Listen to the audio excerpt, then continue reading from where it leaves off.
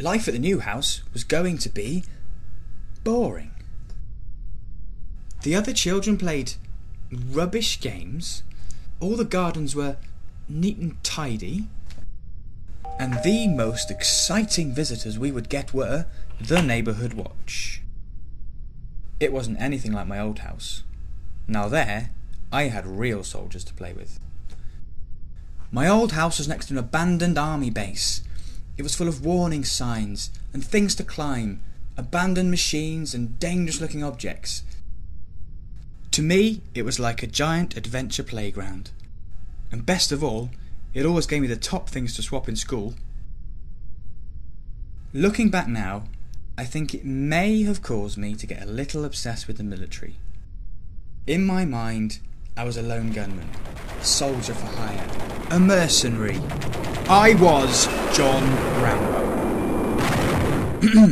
Anyway, so one day, the real soldiers arrived.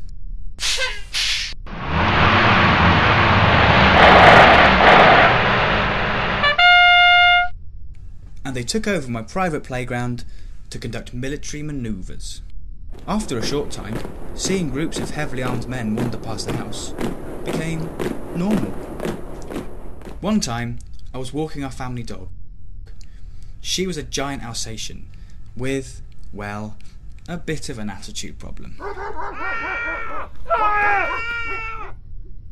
On this occasion, she suddenly started barking ferociously.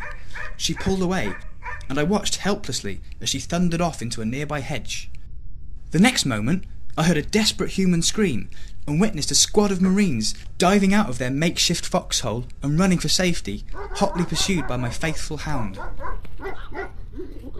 The Marines were very good about the whole thing, and they gladly accepted my mum's offer of a cup of tea while she bandaged the injured members of their party.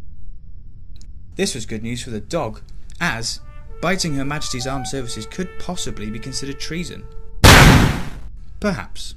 But, looking back, perhaps the soldiers were embarrassed and didn't want to have to tell their commander they'd been flushed out by a 9-year-old boy and his dog. That was all in the past. Life in the new street was going to change all that. And in the end, I just had to find other interests in my new surroundings.